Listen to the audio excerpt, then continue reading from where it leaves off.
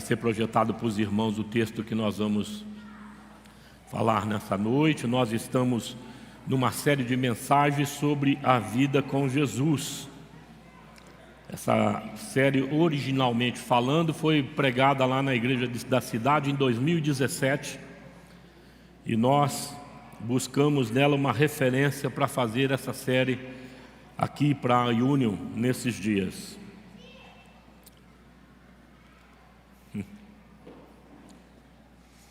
Ela tem o objetivo de despertar, encorajar e comissionar você a partir dessa caminhada com Jesus, a ser usado pelo Espírito Santo em todos os lugares que o Senhor te conduzir, amém? Então preste bem atenção que o Senhor vai falar ao teu coração nesta noite, em nome de Jesus. Há dois textos que irão nortear a nossa reflexão. O primeiro deles está em Lucas 15:8 e o segundo em Mateus 18, verso 12 e 13. Primeiro, em Lucas, capítulo 15, verso 8, diz: Ou qual é a mulher que, possuindo 10 dracmas e perdendo uma delas, não acende uma candeia, varre a casa e procura atentamente até encontrá-la? Mateus 18, verso 12 e 13 diz: O que acham vocês? Se alguém possui 100 ovelhas e uma delas se perde, não deixará as 99 nos montes, indo procurar a que se perdeu? E se conseguir encontrá-la, garanto-lhes que ele ficará mais contente com aquela ovelha do que com as 99 que não se perderam. Vamos orar para que Deus fale aos nossos corações? Eleve o teu pensamento ao Senhor, abra o teu entendimento para receber o que Deus tem para ti nessa noite, em nome de Jesus. Pai Santo, a tua palavra, ela se cumpre na nossa vida e nós descansamos, Senhor, porque sabemos que o teu Espírito tem um interesse profundo em falar conosco, em tocar nas nossas vidas e nos transformar um pouco mais à semelhança de Jesus. Nós repreendemos todo o mal na vida de cada um aqui, Senhor, daqueles que aqui estão, daqueles que nos acompanham, ó Deus, pelas redes sociais, em nome de Jesus, Pai. Faça com que nada atrapalhe o mover do teu Espírito e a ministração dessa palavra aos corações desses. Oramos assim no nome de Jesus. Amém. Amém, irmãos? Hoje nós vamos falar um pouco, muito obrigado, nós vamos falar sobre os valores do Evangelho.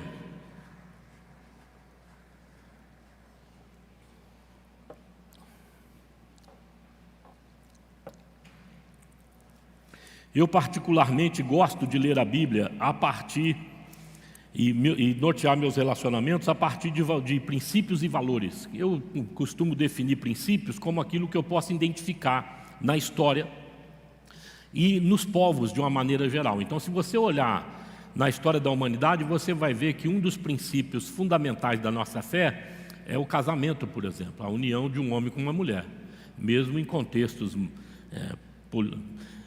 polígamos, né? Ou seja, que eram, essa palavra não é, monogâmicos, e outros não, né? Nós temos o conceito do casamento, a união de um homem com uma mulher, e isso é um princípio fundamental do desenvolvimento da humanidade. Também você vai ver que em todas as etnias e em todas as épocas os povos buscavam se relacionar com o ser transcendente. Os gregos, aquela mitologia dos gregos, de Zeus, né, e os deuses, eles têm lá essa mitologia, e nós temos também outras culturas espalhadas no mundo que também costumam se relacionar com um ser que está acima deles, longe deles. Até a filosofia, na pessoa de Aristóteles, ele vai dizer, né, Sócrates, eles vão falar que existe um Deus, que é superior, existe um ser superior. Então a ciência também diz isso. É muito importante nós entendermos que isso é um princípio. Deus cravou isso no coração das pessoas. A eternidade, por exemplo, vida após a morte, é outro princípio. Você vai ver que a maioria das religiões vão tentar interpretar essa vida após a morte. Jesus veio trazer luz a isso, a cada um de nós, demonstrando que a vida após a morte só é possível através dele. Jesus também veio na história da humanidade para mostrar que não são todos os caminhos que levam a Deus. Ele definiu o caminho como sendo Ele próprio. Eu sou o caminho, a verdade e a vida, ninguém vem ao Pai senão por mim. Ele definiu na história e parou a história para que prestassem atenção na manifestação do Filho de Deus. O Verbo se fez carne e habitou entre nós, diz João. E é importante que nós assim saibamos que esses valores e esses princípios que nós estamos citando aqui são fundamentais. Agora, os valores eu costumo interpretar como alguma coisa que está dentro da minha cultura e que eu acolho eles segundo a palavra de Deus. Por exemplo, lealdade, né? Amizade, a fidelidade, ser alguém com palavra, né? Um homem de honra. Isso são valores que nós precisamos nutrir na nossa caminhada com Jesus e de uns para com os outros. Amém, irmãos? É muito bom lidar com pessoas que trazem em si valores bem definidos para a sua vida, que regem a sua vida. Isso traz saúde, traz estabilidade, gera confiança, gera admiração, gera um respeito efetivo de uns para com os outros e um amor leal. Amém, queridos? Não somos perfeitos, mas precisamos andar sobre princípios e valores. Eu te aconselho a ler a Bíblia assim. Quando for ler os textos lá na Bíblia, no seu devocional, procurem ver os princípios que são eternos, os princípios que são supraculturais. Ele vem falando através da humanidade e vem prevalecendo até hoje. Fixa a sua vida aí, ela é a base para você construir sua vida. E os valores vai construindo o seu caráter e o caráter dos seus filhos e das pessoas que estão ao seu redor. Eles acabam se alinhando-se a eles. Amém? Bênção. Quem decide andar com Jesus, amados, precisa alinhar-se aos valores do Evangelho. Nós vivemos num tempo cheio de ideologias muito estranhas às pessoas conservadoras. Pior ainda para aqueles que são cristãos e que conhecem bem a palavra. As ideologias pregadas no mundo hoje não tem nada a ver com o nosso Evangelho, o Evangelho do nosso Senhor Jesus Cristo. Não tem nada a ver com a vontade de Deus. E nós precisamos definir que isso não faz parte dos nossos valores e dos nossos princípios. Nós entendemos que Deus fez o homem, fez a mulher, para que eles se unissem e dali a família fosse gerada. E nós somos frutos disso. Amém, irmão? Nós não abrimos mão desse entendimento. Nós também não abrimos mão de que se uma menina nasce menina, ela é menina. E se um menino nasce menino, ele é menino. Isso é biologia. Isso é divino. Então nós não abrimos mão disso também. São valores e princípios que estão arraigados na nossa fé. E nós precisamos alinhar-se a eles. Então nós não podemos flexibilizar. Outra coisa que nós não podemos flexibilizar nesse tempo de tanta ideologia é que de repente a palavra de Deus possa parecer retrógrada, em desuso. Foi escrita há tantos anos, não se encaixa mais com a nossa cultura. Eu tenho ouvido isso no meio de evangélicos. Eu tenho ouvido isso no meio de pessoas que leem a palavra, creem no nosso Senhor Jesus Cristo, creem em Deus. De repente a Bíblia é algo que precisa ser atualizada. Amados, esse tipo de interpretação é muito nociva à igreja, à vida dos discípulos de Jesus. A palavra de Deus sempre foi contextualizada com a sua época. Jesus Cristo, quando se encarna, ele se encarna num judeu. Então ele vem com os costumes típicos de Nazaré, nascido naquela família, ele vem com a cultura daquele povo. A ponto de que, no dia da traição no monte, lá, o Judas precisou beijá-lo para que ele fosse identificado, porque ele era um homem comum no meio dos outros. Ele estava contextualizado no meio do povo, mas sendo usado por Deus e sendo santo, santo, santo, sem pecado. Aleluia, irmão? Então é importante que nós contextualizemos a palavra e o nosso viver com esse contexto. É importante que você entenda isso. Hoje, os pregadores se pregam assim, né? Uma blusa polo, uma calça, né? Diferente, não é mais aquele social, um terno. Por quê? Isso está caindo em desuso, mas isso é usos e costumes, não é verdade? E dentro de um vestimenta, dentro de alguma coisa que não agride os nossos princípios e valores. Mas a partir do momento que você traz para dentro alguma coisa de falar, é tão bonitinho, né? Parece tão meigo, um homem namorar com outro homem, de repente casar, e a gente vai fazer esse casamento, e mulher namorar com uma mulher, e vamos fazer o casamento. Então hoje nós temos pastores que fazem casamentos do mesmo sexo, pastores fazendo isso. E eu acho isso muito estranho à nossa fé. Nós precisamos rever os nossos valores. Jesus nos chamou como discípulos amados para sermos sal e luz dessa terra. Jesus nos chamou para andarmos como pessoas que vivem debaixo da luz, sob a luz. Pessoas transparentes, que não têm o que esconder. Pessoas que podem ser lidas. Pessoas que podem ser discernidas no ir e vir, convivendo uns com os outros. Pessoas que não têm o que esconder nada de ninguém. Pessoas imperfeitas, é verdade, mas que caminham firmemente para a perfeição que há em Cristo, que admitem as suas falhas, que sabem pedir perdão, que sabem pedir desculpas, que sabem voltar atrás, né? E demonstrar que, olha, errei, vamos continuar caminhando aqui que eu vou corrigir. Esses são os cristãos. Nós não somos aqui diferentes de outras pessoas, nós erramos, somos falíveis. Não há de ter nenhuma arrogância no nosso coração. Se nós quisermos adotarmos os valores do Evangelho, nós precisamos ser luz nesse mundo. Nós precisamos ter uma caminhada sólida com os nossos irmãos, pontual com os nossos irmãos. Sabe, onde eles conheçam as motivações mais profundas do nosso coração e venhamos a dar oportunidade para aqueles que começaram a nos admirar e nos ama, de nos corrigir. E nós de corrigirmos aqueles que também admiramos e amamos. Correção, a parte de admiração, de respeito e amor, é normalmente acusação, né? Normalmente você apontar o dedo. Mas quando você coloca o respeito, o amor, a admiração sobre o seu próximo, você o faz com graça. Você o faz com consideração, e isso é muito importante. Amém, irmãos? Penso que Deus assim queira de nós. Nós precisamos ser sal. Sal é aquilo que não deixa nada na nossa comunhão, seja ela com Deus ou de uns para com os outros, se deteriorar, apodrecer, começar a ficar algo ruim. Então, quando a comunhão começa a ficar ruim, gera aquele mal-estar, é preciso acertar. Qual a orientação da palavra de Deus? Se você vem deixar a sua oferta aqui, né, se você vem participar da ceia, e você tem alguma coisa pendente com o seu irmão, vá até ele e resolva isso, peça perdão, corrija esse mal-estar. Amém, irmão?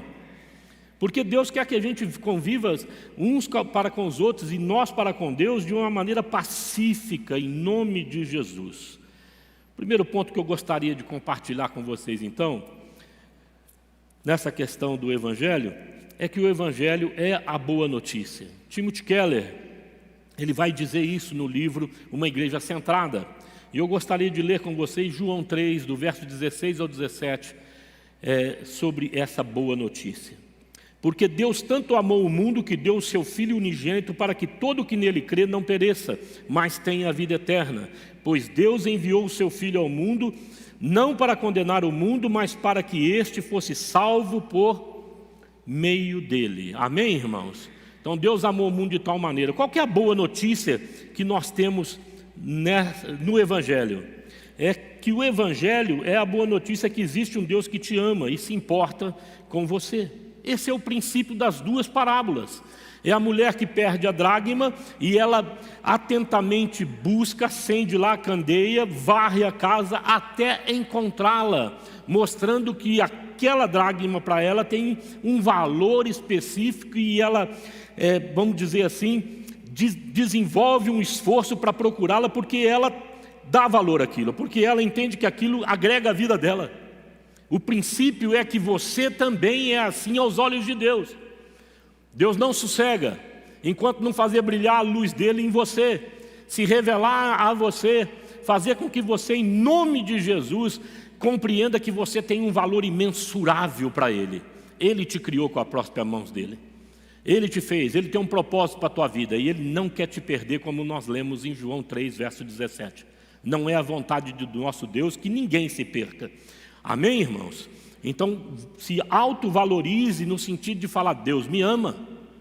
E Deus ama mesmo, a ponto de dar o Filho dele, Jesus Cristo, para nós, para morrer no nosso lugar, para nos substituir na cruz, e que através de Jesus nós fôssemos salvos e pudéssemos viver eternamente com Deus. Então é fundamental que você assim entenda. A outra parábola é do pastor que perde uma das ovelhas e ele larga 99 no monte e sai à procura daquela ovelha. E o Senhor Jesus diz que quando ele a encontra, ele garanto-lhes é a palavra, que ele voltará mais feliz por aquela ovelha que havia estado perdida, que se perdeu, do que com as 99 que estavam lá no monte ou no aprisco. Ou seja, Deus se importa com você de uma maneira pontual e Ele procura a sua vida, amado. Ele não te vê como multidão, Ele te vê como uma pessoa individual em meio à multidão, e Ele quer atuar na tua vida. Eu me lembro daquela mulher com fluxo hemorrágico. Ela muito tempo buscou cura e não encontrava cura em lugar nenhum, e ela estando no meio da multidão, e Jesus estava tramitando nesse mesmo ambiente, e ela então deseja no teu coração e intenta tocar no Senhor, convencendo-os que se somente eu tocar nas orlas do vestido dele, na orla das vestes dele, eu serei curada. E assim foi. Mas Jesus para. Alguém me tocou, e os apóstolos olham e falam, no meio de uma multidão dessa, deve ser piada de Jesus, tocar nele, todo mundo está esbarrando nele. Mas não, alguém me tocou de uma maneira diferente. Alguém me tocou com a fé de que somente tocar em mim seria curada. E a mulher então aparece no meio da multidão. Gosto disso. Gosto porque o Senhor está sendo esbarrado por muita gente ali no meio da multidão, mas Ele entende quem toca nele com fé. Meu convite para você hoje, amado, é fazer isso. É você, estando aqui, e chegar-se à presença do Senhor, fazendo aquilo que verdadeiramente reflete o Evangelho. Que Deus te ama, veio te chamar para a salvação, essa é a boa nova, você não tem que se envergonhar do Evangelho, e aceitar esse amor sobre a sua vida. Amém? E conforme você faz isso, abre o teu coração para Deus te curar. Abre o teu coração para Deus te libertar. Abre o teu coração para Deus mudar a realidade da tua família. Abre o teu coração para Deus avivar a tua vida. Abra o teu coração, irmãos e irmãs, para Deus usar a tua vida no poder dEle. Amém, meu irmão? Em nome de Jesus. Segundo ponto que eu gostaria de compartilhar com você é que o Evangelho deveria determinar o que valorizamos. A mulher se esforça para encontrar a dracma perdida, o pastor a ovelha perdida. O que temos valorizado efetivamente nas nossas vidas que nos faz desdobrarmos esforços para buscar, ter ou ser? Você tem que responder isso ao Senhor, e isso é a sua resposta. Cada um tem algo que valoriza muito na sua vida e que não abre mão, e que demanda esforço, investe recursos para obter aquilo, para se sentir bem, para se sentir alguém ou ter alguma coisa. Segundo os evangelhos, segundo Timothy Keller, se há uma dificuldade no ser humano, amado, é de se alinhar ao Evangelho do nosso Senhor Jesus Cristo. Ele é simples, ele é objetivo, ele é pontual, mas nós temos dificuldade porque ele exige que você reavalie os seus valores, que você repense a sua vida. Por exemplo, aonde é que você entesoura os seus recursos? Nos céus ou na terra? Não precisa responder, porque eu sei. Não estou conseguindo guardar uma graninha agora, viu, Nelson? Aposentei, então está sobrando dinheiro. Estou com 60 anos, é a primeira vez que eu começo assim a pôr dinheiro na poupança. Eu falei para a Tina, não mexe nesse que esse é meu. Brincadeira, gente. Mas nós temos um hábito de entesourar nessa terra e focar nessa terra. Amados, Mateus 6 vai dizer para você não se preocupar com essas coisas. Não, você deve trabalhar enquanto é dia, porque Deus vai te dando sustento. Ele fala, olha os pássaros, ninguém dá alimento a eles, mas eu alimento eles. Eles não trabalham, não filmam, e eu estou lá sustentando eles. Olha os lírios, quão belos são. Vocês precisam se preocupar com vestes, com coisas dessa vida. Ele fala, eu que vesti o lírio, vou vestir você também. Não se preocupeis com essas coisas. Nós devemos entesourar nos céus, porque nos céus a ferrugem não corrói. Não é isso? A traça não rói. E o ladrão não rouba. Mas aqui vai ficar tudo, amado. Então nós precisamos repensar no que nós valorizamos efetivo, que faz a gente se desdobrar. Eu tenho visto nesse tempo que nós vivemos uma troca de valores sem precedente no meio da igreja. Amados, nós precisamos sermos rápidos em determinar que tipo de valor norteia a nossa vida, porque os nossos filhos sacam isso, pegam isso rapidinho. Eles percebem se a nossa vida está centrada ou não no Evangelho do nosso Senhor, se nós investimos em vidas. E é importante que assim façamos. Pastor Carlos Queiroz é muito amigo meu, ele escreveu um livro chamado Ser é o Bastante, Felicidade à Luz do Sermão do Monte. Este livro é fascinante, ele foi escrito pelo Carlos, como eu já disse, e no capítulo 2 tem um breve parágrafo ali que denota a compaixão de Jesus pela multidão. Diz assim: Jesus tinha interesse e compaixão pelas multidões. Ele as via aflitas, exaustas e dispersas, sem liderança. Mateus 9,36. Para Jesus, a multidão não era uma mera categoria. Necessitamos reafirmar o óbvio. A multidão está repleta de gente com aspirações, o óbvio. Está repleta de gente com aspirações, sonhos particulares, dores, desejos íntimos, e que daqui para frente o autor então vai começar a falar, amados, que foi dali que o Senhor encontrou, por exemplo, uma mulher cananeia com muita fé.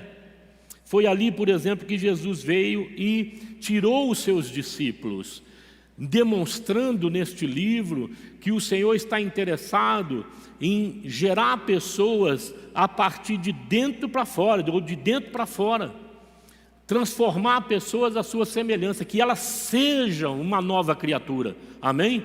Uma nova pessoa, uma nova mensagem, a boa notícia do Evangelho. E nós o somos enquanto estamos em Cristo Jesus. Jesus deseja que você seja, o resto Ele vai te dar. Você crê nisso?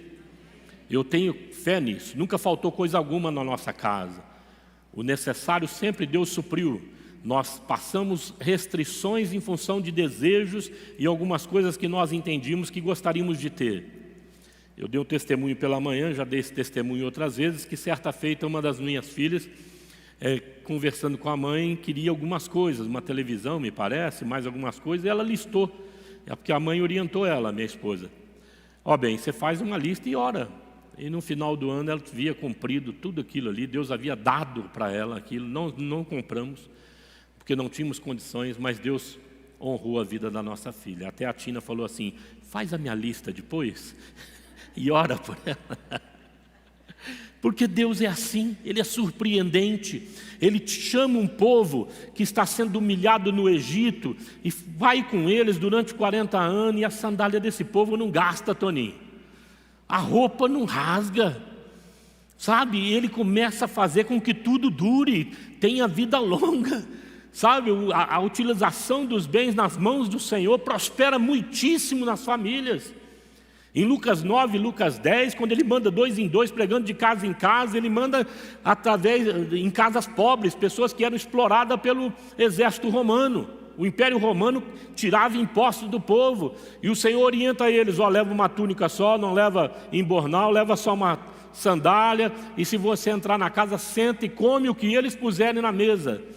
E quando eu leio isso, eu fico encantado, porque eu sei que Ele não encontrou a despensa abastada. Os apóstolos e os líderes encontraram dispensas com necessidades restritas, mas eu tenho certeza que Deus fez a farinha multiplicar e o óleo não acabar. Amém? É assim que Deus faz quando nós abrimos a nossa casa e a nossa vida para a mensagem do Evangelho. Nós não temos que ter vergonha desse Evangelho. Jesus valorizava algumas coisas que nós precisamos valorizar. Primeiro, fazer a vontade do Pai. Disse Jesus: a minha comida é fazer a vontade daquele que me enviou e concluir a sua obra. Segundo, a formação de seus discípulos. Eu revelei a eles o meu nome, aqueles que do mundo tu me deste, eles eram teus, tu os deste a mim e eles têm guardado a tua palavra, ou seja, formar discípulos. Nós precisamos criar filhos e gerar filhos espirituais com o objetivo que eles sejam discípulos de Jesus, imitadores de Cristo, não imitadores nossos.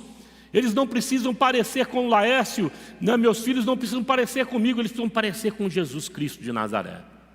Eles precisam se agarrar a Jesus, porque eu daqui a pouco saio de cena, Jesus não, está sempre vivo e presente na vida de todo aquele que invoca o seu nome. Aleluia, irmão, louvado seja Deus. Precisamos valorizar as pessoas, e em especial as cansadas e as oprimidas. Jesus disse: vinde a mim, todos vós que estáis cansados e sobrecarregados, e eu vos aliviarei. Esse é um papel da igreja, é meu e seu, aliviar o cansaço, a sobrecarga que pesa sobre os nossos irmãos. Glória a Deus, irmão. Falei pela manhã que nós temos uma família que vinha passando aí uma luta tremenda ao longo dos anos. E sempre guerreiros, trabalhadores. A irmã trabalha à noite numa empresa, o marido trabalhando em 2 serviços, 12 por 36, tendo uma folga ou outra na semana. E um carro velho, gastando e consumindo combustível, salário reduzido dos dois, baixo, pagando conta, casa, e perdeu os dentes também nessa situação por causa de um problema genético. Estava precisando fazer um trabalho na boca, custava 8 mil e poucos reais. Alguns homens aqui se reuniram e compramos uma moto para esse moço. E ele está tão feliz, amado. Começou a sobrar dinheiro agora, né? Que ele gastava 900 de gasolina, está gastando 400. Melhorou muito a qualidade de vida. E ele disse para mim, quando eu encontrei ele essa semana: pastor, quase chorando, obrigado. Eu quero agradecer os irmãos. O senhor dá um jeito de eu vou lá agradecer os irmãos que me fizeram isso. Porque eu nunca mais quero depender mais de ninguém, porque Deus tem sido muito generoso para mim, eu quero ser solução daqui para frente.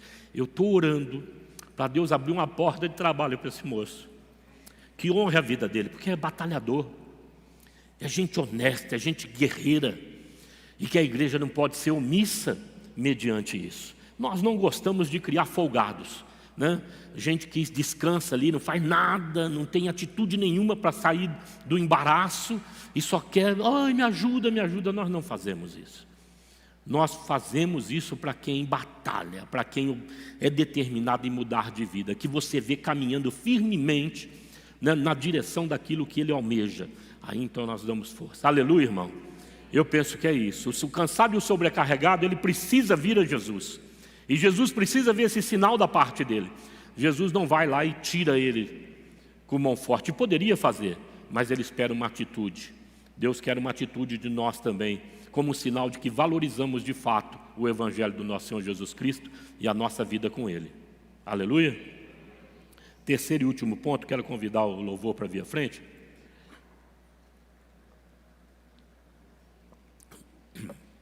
Quanto aos valores do Evangelho, servir ao Senhor é fonte de alegria.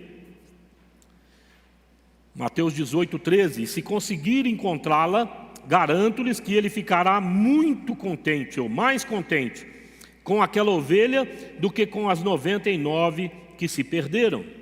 Isso é uma garantia da parte de Jesus. Ninguém que serve Jesus, amado, vai ficar desassistido ou desapontado com Cristo. Ninguém que serve ao Senhor vai sair para o trabalho entristecido e voltar lamentando. Não, ele voltará com feixe, segundo a palavra de Deus, alegre por aquilo que Deus fez ele colher. Porque quando nós plantamos segundo o Evangelho do nosso Senhor, não segundo o nosso coração, segundo a vontade de Deus, não segundo os nossos desejos e as nossas impressões, nós colhemos bons frutos. E é garantia do nosso Senhor Jesus Cristo que assim o é. O apóstolo Paulo vai dizer em Romanos 1,16: não me envergonhe do Evangelho, porque é o poder de Deus para a salvação de todo aquele que crê, primeiro do judeu, depois do grego. Não temos que se envergonhar do Evangelho, amado. Jesus Cristo é a boa nova. O Evangelho precisa ser pregado e nós precisamos ter o coração alinhado aos princípios e valores expressos por Ele. O Evangelho transforma vidas, famílias e opera nas circunstâncias de forma, amado, que aqueles que creem sejam abençoados para abençoar outros, abençoar onde ele vive, abençoar a cidade onde ele está, a casa, e os seus relacionamentos são abençoados através da vida daqueles que se alinham ao nosso Senhor Jesus Cristo. Há uma paz que vem desse relacionamento. Jesus dá a instrução para aqueles homens em Lucas 9 e Lucas 10, que vão de 2 em 2, indo de casa em casa. Se vocês chegarem numa casa e ali tiver um filho da paz, alguém desejoso de paz, é a tradução disso. Dá a paz a eles, deixa a paz ali, porque a paz ali permanecerá. Olha que bênção. Talvez a casa esteja cheia de confusão, marcada por contrariedade, mas quando ela abre a porta para um homem de Deus, uma mulher de Deus entrar, a paz se estabelece.